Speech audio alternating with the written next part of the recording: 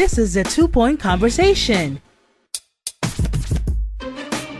Now with your hosts, Chris and Hector. Welcome to the 20th episode of the 2-Point Conversation. You look shocked. You didn't remember that? Yeah, 20th. It kind of slipped my mind. But hey, here we are. 20 episodes down, my friend. That's right, people. Along with my chum Hector, I'm Chris. And we're going to talk some Infinity War. Spoilers! Yes, spoilers. So if you have not seen it and are currently listening, you have like this little 5-second window of me talking to get out. Or just pause the show, watch the movie, and then come back. You can do that. Yeah, there you go. Okay, so the window is up. So it's been pretty much a week or so since it's been released. It was the biggest opening weekend of all time, and it's not hard to see why. So let me leave the floor to my buddy Hector the Shaman to give his reaction. Okay, this movie is spectacular. From start to finish is tense. It's gripping. You're curious about what's really going to happen. You're tackling a villain, or quote unquote a villain, that is looking for the Infinity Stones and wants to basically become the Green Reaper. His motive is to basically eliminate half the universe to maintain a balance, because overpopulation is killing every planet in the universe. Right. That's a very interesting motive to have. And it's interesting how in Facebook, in the different articles of every digital magazine I've been reading, people are agreeing with his motive. And it's like, okay, that's a scary thought, but it's a very interesting psychological and moral conversation to have. It's relatable. It's relatable, yeah. It's very relatable.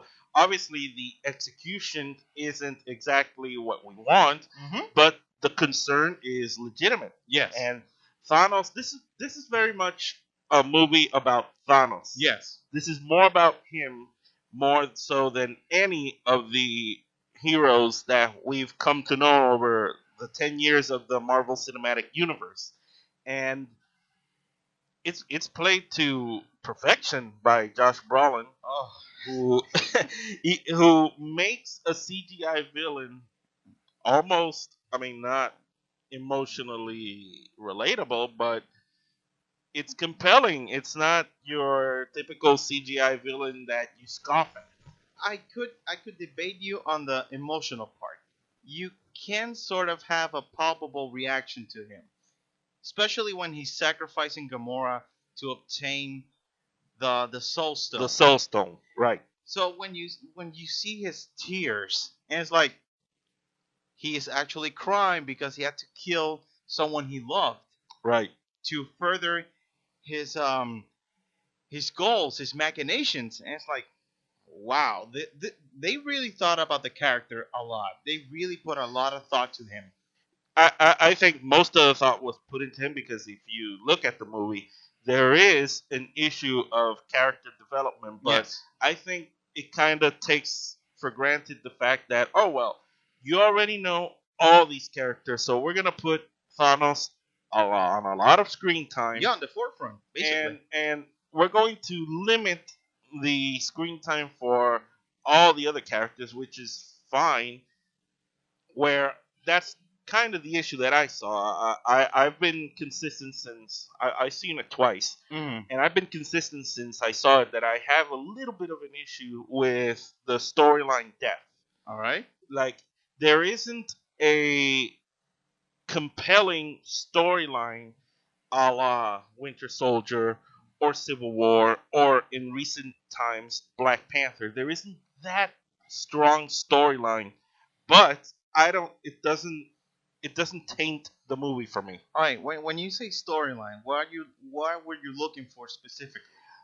Outside of the Thanos thing. Well, you said that from beginning to end it was tense, it was action packed. That's fine. Okay. And I think it's by design. I don't think it was accidental. I don't think they just stumbled upon that. I think it was by design. Okay. But I could have used a moment of, dare I say, boredom in between, right? Okay. Okay. So I get it. because if you look at Civil War, I think is the last movie, Mm-hmm. the last MCU movie that featured plenty of action, but there was a lot of the storyline, the accords, the deaths, the sacrifices. There was a lot of back and forth between the ideals.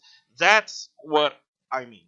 In this Okay. one, in Okay. this one, there is a lot of action, and the storyline is basically, oh my god, that Mad Titan is going to collect the stones and it's going to destroy the universe, whatever. And I think that's fine. I don't think it taints my experience, but I couldn't help but think that. All right.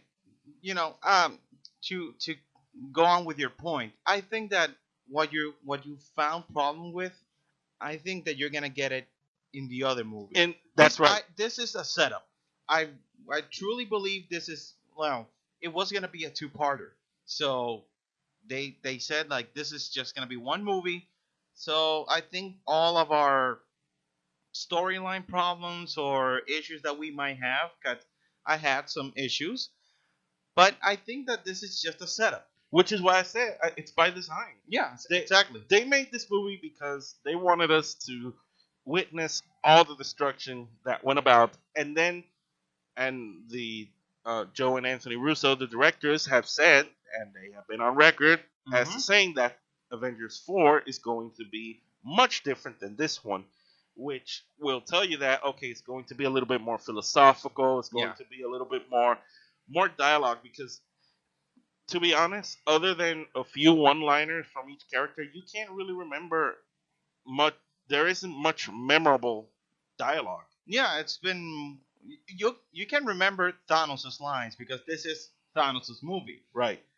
But from the heroes, it's more like less talk, more action, more like pushing the emotional. Kicking ass and taking names. Exactly. A la Mantis. Like, But the interactions were, oh, they were good. They Uh, were good. they Now, were I do want to say this.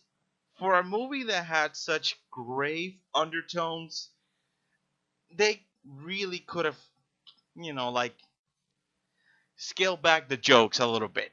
You think? They had a little bit too much jokey scenes there. You know what? I think the humor was well placed because the tone of this movie, since it's been set literally from the first soundbite Yeah. here, I'll tell you what, that opening scene where Oh, you're with the radio transmission. when the radio Oh. transmission, it's hair raising. Yes. Because remember in Thor Ragnarok they left you right there, Yep. and it picks up right there, and you see the radio transmissions, the the call for help. the Yeah. call for help. That's hair raising, and that whole scene, So, and I knew from that moment of the after credits in Thor Ragnarok, the jokes were over. Now That's true. there was humor, but I think it was well placed, and it was needed because we were all tense and we needed something to laugh so we don't cry. Now, I'll tell you this. People need to get off Peter Quill. Seriously. I get it. You had the chance to remove the Infinity Gauntlet from Thanos' hands. He's an idiot. He is an idiot.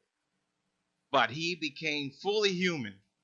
He acted on his human emotions, and if someone got killed, someone that you love, how would you react? Well, He's I'm- from the very beginning, from the very first Guardians of the Galaxy, you knew that Peter Quill is a very emotional driven guy. true. So there you go. They Well, came but- back to but- bite him in the ass. Well, but to be fair, Gamora was already dead.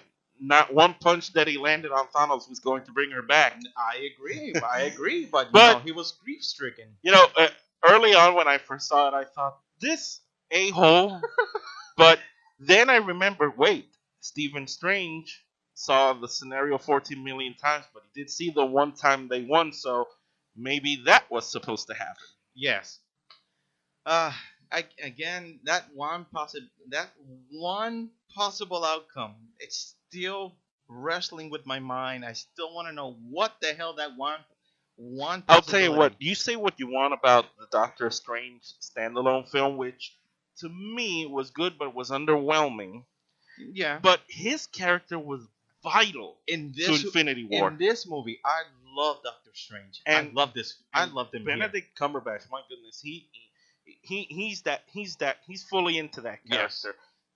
So we're right now, the compelling character, Bruce Banner, apart from his issues turning into the Ooh. Hulk. Wow, I gotta say that was a hell of a plot twist. After Thanos beat him down, the Hulk was afraid of coming out.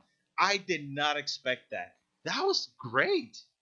That was great. Not seeing the Hulk throughout the whole movie, just letting Banner have his moment to shine. That was an interesting twist. I liked it. And of course, his character has his importance because of telling the world Thanos is coming. Yeah, which is interesting. The Russo brothers were smart. They actually, in the comic books in Infinity Gauntlet, the person who warns Doctor Strange about the arrival of Thanos is Silver Surfer. And since they don't have Silver Surfer until their Fantastic Four arrives, they switched it with Bruce Banner. That was a great reference there. And another character that you have to give a lot of props to, Thor. I'll Yeah. tell you what. Oh, this was also his movie, man. Yeah. And I'll tell you what. Of all the cast, Chris Hemsworth has been the one that's been growing the most into his character since his first movie. If you see the first Thor movie and you see him in Infinity War, he is so comfortable now in that character. Now, a lot has to do with the fact that the character has also grown. Remember, character went into Earth and he was this rigid demigod that used to talk like this all the time. But now he's more laid back, he's more chill, he's more comfortable. And I really enjoyed his portrayal since Thor Ragnarok, of course, and the full arsenal of his powers. That it's just amazing, and his character is pretty. He's the MVP. I agree. He's the I real agree. MVP. All right, so real talk here. Did you miss Hawkeye and Ant-Man in this film? Not particularly. I No? mean, I would have liked to see Ant-Man because I love that character, but well, there was just too much to do than to have to add these two characters. So I think it was save the others for the next movie and carry on. All right. So, it's interesting with this movie. The when we're talking about character development, it's incredible how 10 years, how Tony Stark, how Steve Rogers, how those two, and Thor, you mentioned Thor, but how those three characters, they have grown. Uh, Tony Stark from being egocentrical to be a rich smartass, and now you see him in Infinity War trying to have a stable life, create a family with Pepper Potts, becoming a mentor to Peter Parker, Right. who happened to have one of the most heart wrenching moments in this damn film. Jesus Christ! You damn nearly cried. And the directors say that was improvised. Damn! It was Wow. it was heart wrenching. Oh, God. When he said, "I don't want to die, Mr. Stark. I don't feel good," and then he just fades away. And and to going back to your point, same for Steve Rogers. He was this rigid, goody two shoes soldier who followed orders, and then turned into this heroic figure who likes to stand by his beliefs. That memorable line, that he said to Secretary Ross, "We'll fight you if you stand in our way." I'm Yeah. paraphrasing, but that I'm done asking for permission. That was awesome. Yeah, and yeah, with Steve Rogers, he was a simple boy from Brooklyn, a guy from Brooklyn who just wanted to fight in the war, fight for his country. Years passed, decades passed after he's removed from his cold prison. He comes back to a changed world, and he tries to follow in the rules of the new world, but it's so different from what he stands for his morals, that when you see that the world has succumbed to corruption, that all the foundations that he used to believe in are no longer there. Right. And now he has to, when you see an Infinity War, it's like, nope, I'm fighting for what I believe, not for what you want. And that's amazing character development. So what about the casualties? I mean, I didn't expect Loki to get it, and Wow, that was much brutal. and much less early. That was brutal. And that's what set the tone when Yeah. Thanos said, "No resurrections this time." Time. Boom. That pretty much sets the tone of the thing. Of course, Heimdall was he was stabbed. the collateral damage. Yeah. And then, of course, Gamora was dropped to get the Soul Stone. Well, I was surprised to see the Red Skull there. I was very surprised. I know, everybody was. And then, of course, after Thanos snapped his fingers and half the universe was wiped out, and then you said goodbye to T'Challa, you said goodbye to T'Challa, Winter Soldier, Rhodey. Rhodey. No, not Rhodey. No, Rhodey. No, Wilson. Falcon. Wilson. Falcon. Yes. Wilson. Sam Wilson. Wanda. Scarlet Witch. Vision. Well, Vision was basically just Vision. ripped out of his life. So, You also, the Guardians, all of the Guardians, yeah, pretty much all of the Guardians. Peter Parker. Spider-Man, well, Black Panther. I think you already mentioned that one. A lot of people. Oh, Maria Hill and Nick Fury. Yes, that's And, the after credits. Yes. I'll tell you what. A lot of people have underestimated the importance of that after credits. Do your research. I knew immediately the reference of Captain Marvel. Hey, Captain Marvel is a very important character. You're the one who actually did more of the study than I have. I know that she's a human Kree hybrid. Blah blah blah. She actually has a movie coming up next year. Right. And 2 months before the release of Avengers 4. So that's your tie-up. So she's going to be fresh in our minds. Yes. She's going to be fresh in our minds. She's probably going to kick ass, and we're going to be pumped to see her. Oh, I'm really rooting for Brie Larson. Oh yes, I love Brie Larson here. me some Brie Larson. So but I tell you, I mean, I think that this movie it achieved the epic reaction Yes. that you wanted. You left uneasy from the theater. Everybody does. You don't. It's not your usual Marvel movie where you leave and you say this was awesome, and you say, "Wow, this was awesome," but Yeah. you're left with with a knot in your stomach. You come into the theater pumped up and you leave out like you left a funeral. Right. It is somber. It is quiet. It is like there's people weeping. Like you have no idea. People coming out of the theater weeping is like, jeez. And I'll tell you what, when you see it on opening night, the reactions are awesome. Like the highest reaction I saw of being afraid, Mhm. the highest shock was when Stark was stabbed.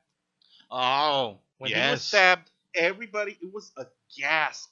People let out a huge gasp. So there was. I remember you say that. I remember when I was watching the movie with you. Your second time, this one being my first time. I remember there was a lady next to me. Well, a couple of seats next to me who was thoroughly enjoying the film. And when Groot started disappearing, her heart just. I Her heart remember. just went down her ass. It's I like, remember- oh my god, not again, the Oh. fourth fruit. Oh my Oh, gosh. wow. She was very into it. So we're looking forward to next year to seeing Avengers 4 and see how this Cluster. unfolds, right? And it, it was just great. I mean, I, I won't say if you haven't seen it, go see it, because if you haven't seen it, you probably are not listening to this right now. Man, and if you have avoided spoilers so far until right now, I commend you because it's not easy. Right. So, anyways, we're out for this segment. We'll return after this quick break.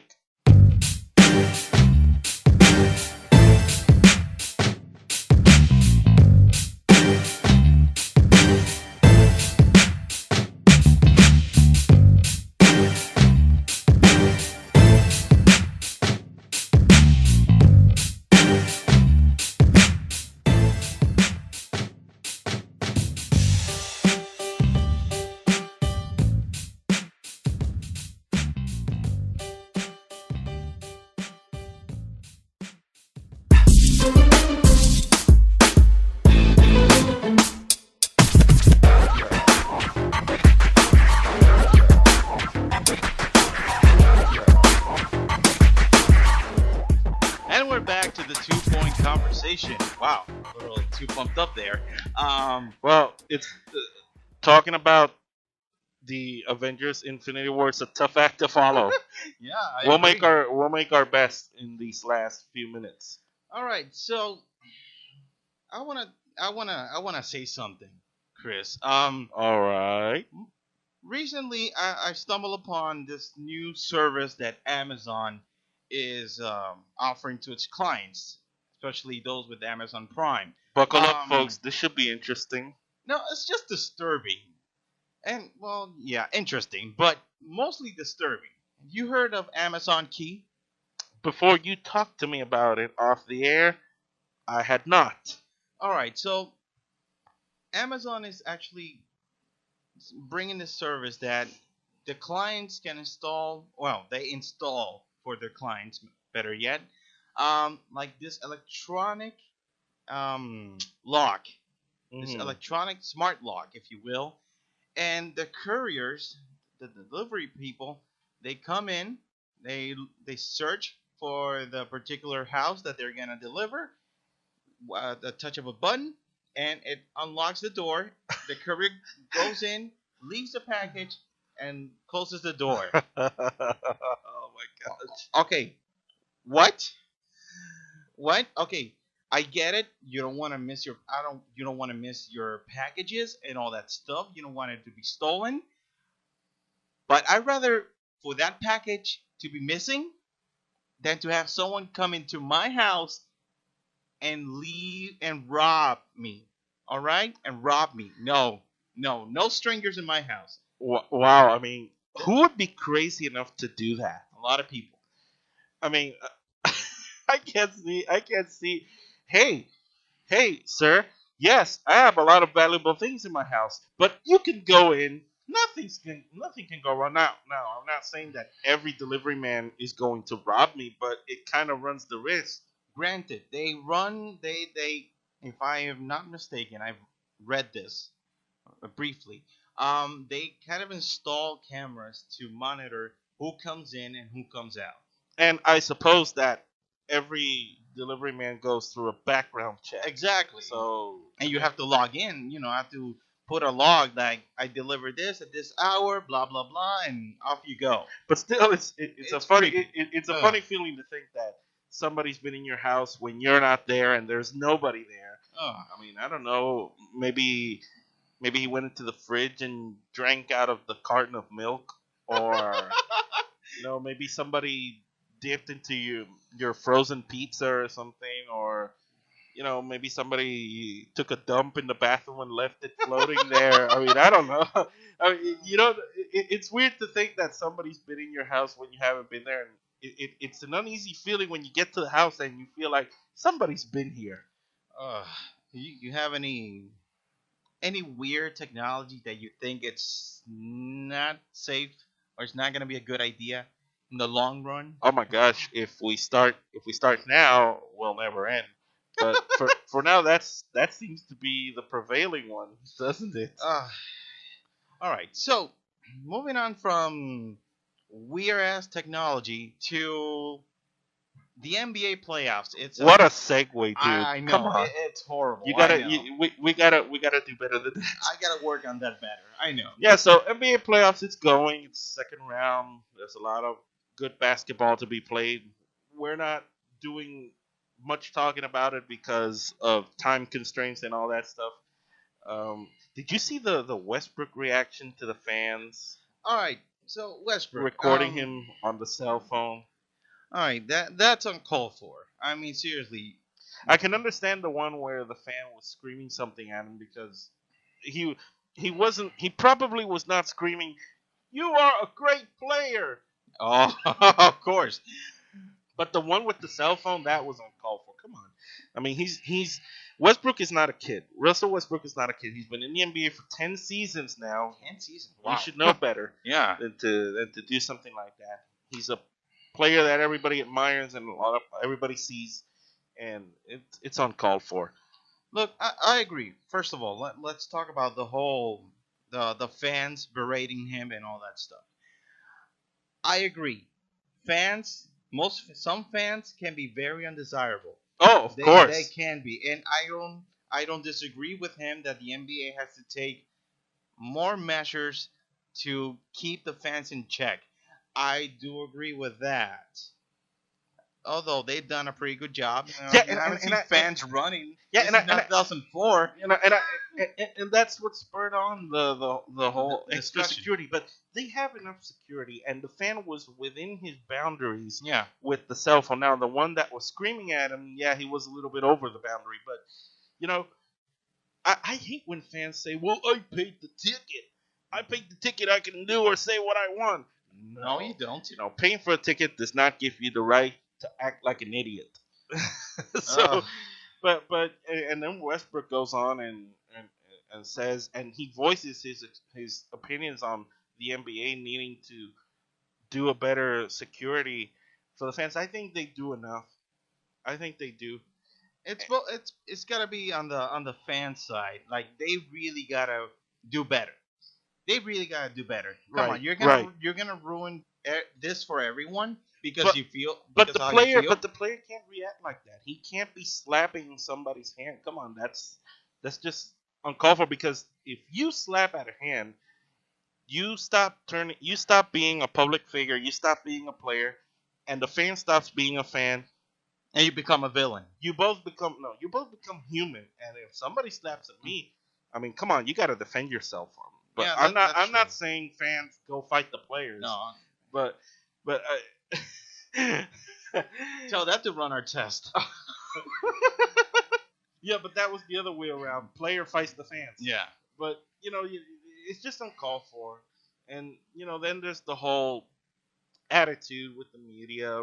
Russell Westbrook has had an interesting last few years of being that figure of the press and the Yeah. fans. He joins a long list of players, a long list of athletes who really don't have any love for the media. Did you see the recent Matt Harvey, New York Mets pitcher thing where he had a bad first outing as a reliever, Uh-huh. and then he said he didn't want to talk about it, and then the reporter asked him, "Why don't you?"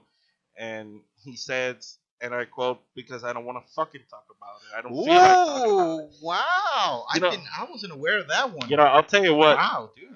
I mean, he has become a shadow of what he was for, let's face it, 2 seasons. The 2.5 seasons. He was, no, 1.5 season, really. He was this Wow. great pitcher with great potential, and he ate it up. Talked to the media, he ate it up. But when times go bad, you gotta talk too, man. And I've worked in the media for a long time. We've talked about this ad nauseum. There's a responsibility, and you have to respond to your actions. Wow. So he went from what was it that they called him? Dark Knight. The Dark Knight. From the Dark Knight to Harvey Dent. Look at that. Wow. Good touch. Wow. Yeah, no, I mean there's this that whole blame the media thing. It's a tired excuse. Like your buddy Marshawn Lynch. It's a tired excuse. This whole blame the media thing.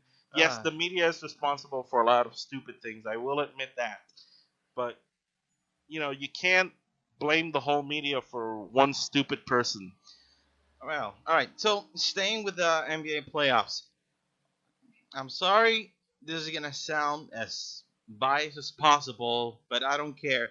Can somebody knock LeBron out of the playoffs already?